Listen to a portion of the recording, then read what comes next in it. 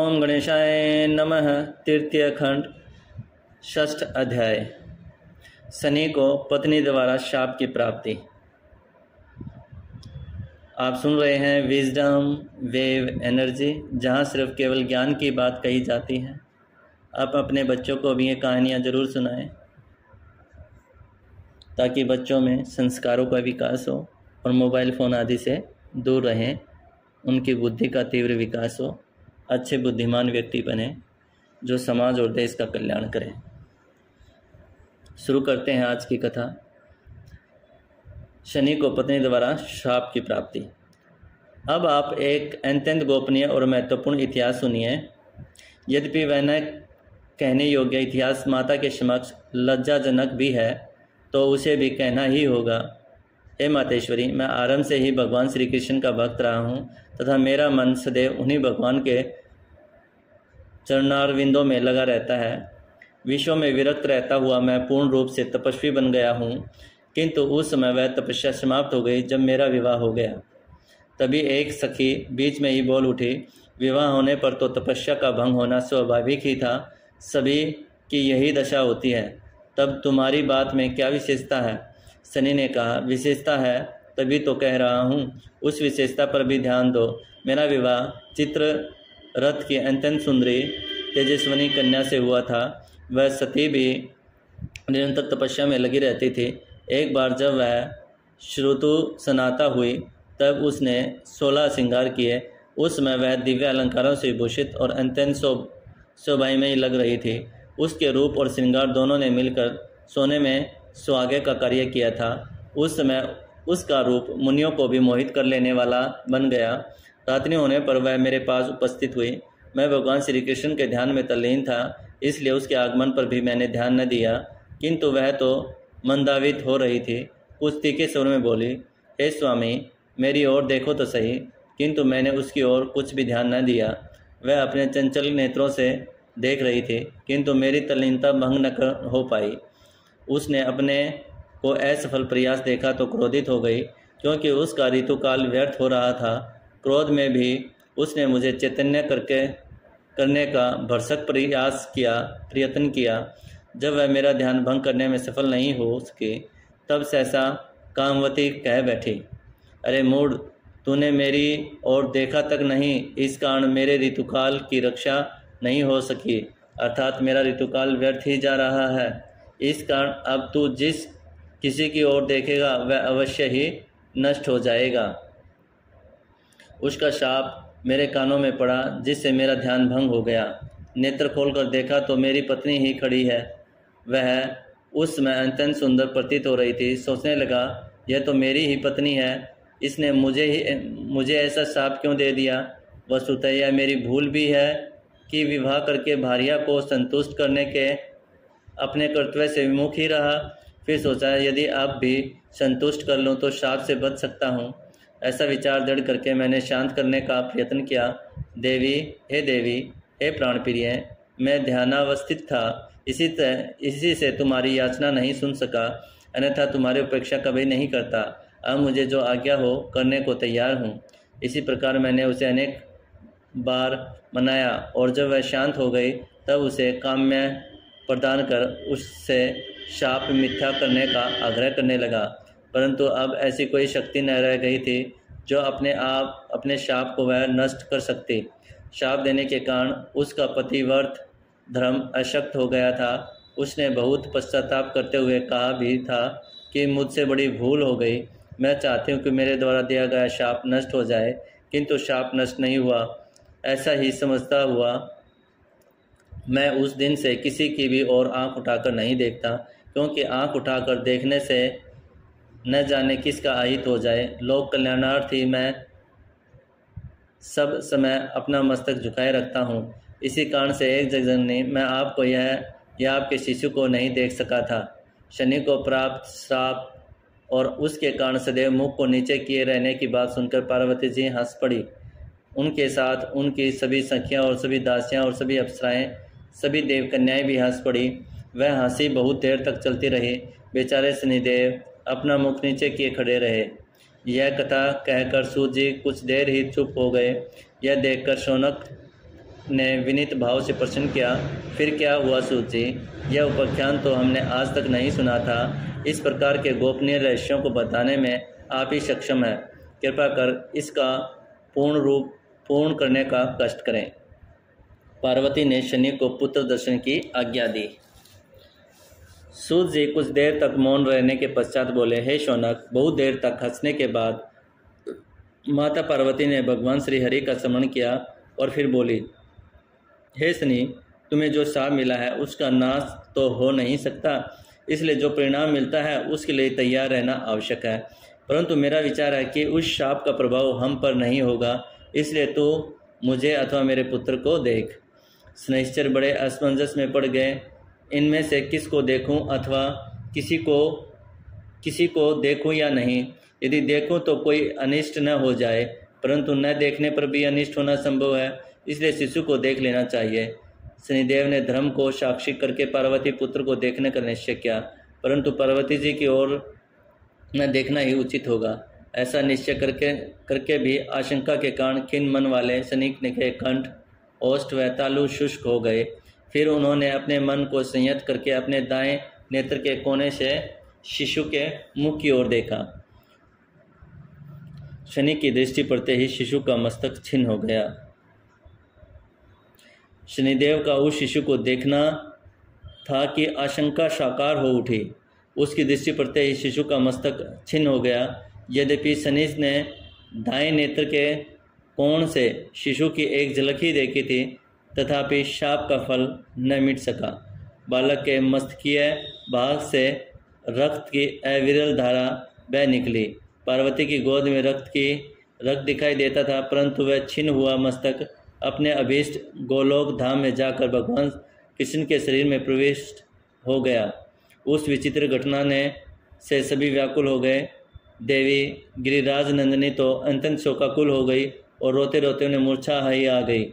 जो महिलाएं उनसे दूर स्थित थी वे उधर दौड़ पड़े। अनेक स्त्रियां चित्र में बनाई जाने वाली समान स्तंभित सी हुई सखियों ने पार्वती जी को जगाने का बहुत प्रयास किया, किंतु कोई सुपरिणाम न निकला। भवन में होने वाले घोर कोलाहल को सुनकर नंदीश्वर पता लगाने के लिए दौड़े और फिर लौट कर कहने लगे, हे प्रभु, हे चंद्रमौली, भवन में बड़ी विचित्र दुर्घटना घट गई है। शिशु के दर्शनार्थ आए हुए शनि ने जो ही बालक के दर्शन किए तो ही उसका मस्तक छिन्न होकर उड़ गया। बेचारा शनिश्चर दीनहीन हुआ, सिर झुकाए वहीं खड़ा है। नंदी की बात सुनकर सभी उपस्थित समाज शोकग्रस्त हो गए। भगवान शंकर तो इतने व्याकुल हो गए कि उन्हें मूर्छा सी ही आ गई। गिरिराज, हिमाचल, देवराज इंद्र एवं सभी देव, ऋषि, गंधर्व, किन्नर आदि रोने लगे, परंतु भगवान श्री हरि ने तुरंत ही गरुड़ का श्रवण किया और कुछ ही देर में गरुड़ उपस्थित हुए। भगवान श्री हरि उस पर आरूढ़ होकर उत्तर दिशा की ओर चल पड़े। श्री हरि द्वारा गजराज का मस्तक काटना। पुष्पभद्रा नदी के तट के निकट ही भयंकर वन में एक गजराज अपनी सुगुड़काय हथिनी के साथ सो रहे थे। भगवान श्री हरि उसे देखते ही गरुड़ से उतरे और अपने सुदर्शन चक्र को प्रेरित कर गजराज का मस्तक काट दिया। उस समय इतना भयंकर शब्द हुआ कि 10 दिशाएं कांप उठी। उस शब्द ने सभी को जगा दिया। हथिनी और उसके बच्चे गजराज की वह दशा देखकर चित्कार करने लगे। इधर भगवान ने गजराज का रक्त मस्तक गरुड़ की पीठ पर रख दिया। उसी समय हथिनी ने आकर गरुड़ का पंख पकड़ लिया और फिर श्री कृष्ण पर वागवाणों का प्रहार करने लगी। उसने कहा, तुमने मेरे पति को क्यों मारा? तुमने मेरे पति को क्यों मारा? अब उसके सिर को कहाँ लिए जाते हो? मुझे सब वृत्तांत सत्य सत्य बताओ, नहीं तो मैं तुम्हें शाप दूंगी। भगवान बोले, हे गजेश्वरी, शांत हो, मैं इसे मारना नहीं चाहता था। अच्छा तो यही होता कि कोई अन्य जीव मारा जाता, किंतु व्यवस्था यह थी कि मेरी दृष्टि में आने वाला प्रथम प्राणी यही था और जिस कार्य के लिए यह मारा गया है उसमें प्रथम दृष्टिगत प्राणी का शीश लेने का विधान है। जिस कार्य के लिए मारा गया है उसमें प्रथम दृष्टिगत प्राणी का शीश लेने का विधान है। हथिनी ने उत्कंठा से पूछा, किंतु तुम्हें किसी प्रथम प्राणी के मस्तक की आवश्यकता ही क्यों हुई? यदि इसका कोई यथार्थ कारण न बता सकोगे तो मैं तुम्हें शाप देकर ही नष्ट कर डालूंगी, इसलिए मेरे प्रश्न का उत्तर तुरंत दो। भगवान बोले, पार्वती जी के पुत्र का दर्शन करने के उद्देश्य से ग्रहेश्वर शनि उसके भवन में गए थे। उन्होंने ज्यों ही बालक पर एक दृष्टि डाली तो उसका मस्तक छिन्न होकर ऊपर की ओर उड़ गया। इसके फलस्वरूप जगतजननी पुत्र वियोग के शोक में मूर्छित पड़ी है। अथनी बोली, तो वह कौन सा न्याय है कि एक शिशु की प्राण रक्षा के लिए निरपराध गजराज की ही हत्या कर दी गई। सिर उड़ाना था तो शनिश्चर का ही उड़ाते, क्योंकि वह दुष्ट सदैव ही लोक विरुद्ध कार्य ही करता रहता है। विष्णु बोले, हे देवी, शनिश्चर भगवान श्री कृष्ण का ही परम भक्त है, अमर है, अजय है। उसका मारा जाना किसी प्रकार संभव ही नहीं था। फिर वह तो संसार के कल्याणार्थ सदैव गतिशील रहते हैं। बेचारा एक ही क्षण को भी तो वह कहीं विश्राम नहीं कर पाता। अथनी बोली, संभव है ऐसा हो, पर तुम मेरे पति को किसी भी प्रकार से जीवित कर दो। यदि ऐसा ना करोगे तो मैं धर्म अधर्म कुछ भी न देखकर तुम्हें शाप दे दूंगी। भगवान ने कहा, हे देवी, किसी मरे हुए जीव का मैं कैसे जीवन दान दे सकता हूँ। तुम अपनी हट छोड़कर इसके बदले में मुझसे चाहे कुछ और मांग लो, वही दे दूंगा। अथनी को इस तर्क पर सत्यता न लगी। उसने कहा, हे देव, तुमने ही उसे मारा है तो तुम ही उसे जीवन दान दे सकते हो। यदि तुम किसी को जीवन प्रदान नहीं कर सकते तो उसके प्राण लेने का तुम्हें क्या अधिकार था। कहते हैं कि देवतागण तो किसी का सिर काटने पर अन्य का सिर लगाकर जीवित कर देते हैं। मैं समझती हूँ कि मेरे पति का सिर भी तुम इसी कार्य के लिए ले जा रहे होगे। श्री हरि बोले, तुम यथार्थ कहती हो देवी। वस्तुतः किसी के प्राण लेने का अधिकार उसी को होना चाहिए जो उसे पुनः जीवन भी प्रदान कर सके।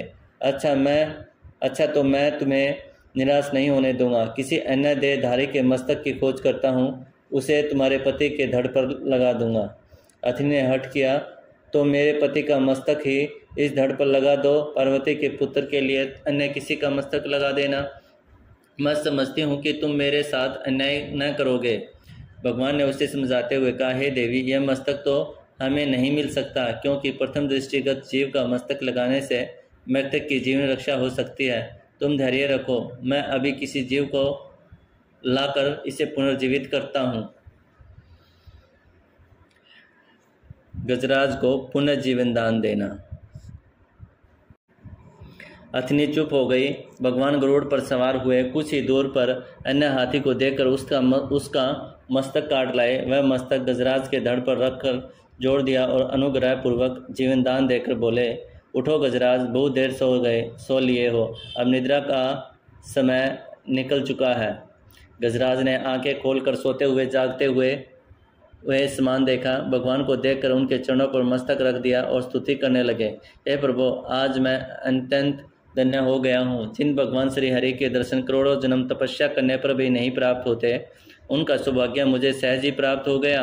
हे नाथ, आप चतुर्भुज, किरीटधारी, शंख चक्र आदि से समन्वित, समस्त दिव्य आयुधों से सुसज्जित तथा गरुड़ पर आरूढ़ होकर गमन करने वाले हैं। आपको मेरा बारंबार नमन है। हे प्रभु, आपने मेरा मस्तक छिन्न किया, यह बड़े सौभाग्य की बात हुई। साक्षात आपके द्वारा मारा जाना तो निश्चय ही मोक्ष रूप परम पुरुषार्थ का कारण होता है। उससे निश्चय ही मुझे मोक्ष की प्राप्ति होती, किंतु अब पुनर्जीवित होने से मैं उस दुर्लभ मोक्ष से वंचित ही रह जाऊंगा। भगवान ने उसके सिर पर हाथ फेरते हुए कहा, भक्तराज, तुम्हारा इच्छित अवश्य प्राप्त होगा। तुम्हारी पत्नी पतिव्रता है, इसी के अनुरोध से तुम्हें पुनर्जीवन की प्राप्ति हुई है। अथिनी ने भगवान की स्तुति की, प्रभु, उस शोकग्रस्त अवस्था में मुझसे जो भूल बन गई हो उसे क्षमा करो। उस समय आवेश में आकर मैं आप परमेश्वर के प्रति अनेक दुर्वचन प्रयोग में ला बैठी थी। भगवान ने उसे भी मीठी वाणी से परितुष्ट किया और गरुड़ पर चढ़कर गजराज के कटे हुए मस्तक सहित कैलाश की ओर मन के वेग से के समान चल दिए और शीघ्र ही जगतजननी पार्वती जी के भव्य भवन में जा पहुँचे। बोलो जगदम्बा मैया की जय। ओम गणेशाय नमः। इति षष्ठम अध्याय संपूर्णम। अगर आप सभी भक्तों को यह वीडियो कथाएं अच्छी लगी हों तो विजडम वेव एनर्जी चैनल को लाइक करें, शेयर करें और चैनल को सब्सक्राइब कर लें। ईश्वर आप सभी का मंगल करें, कल्याण करें और इस कथा का शुभ फल आपको प्राप्त हो।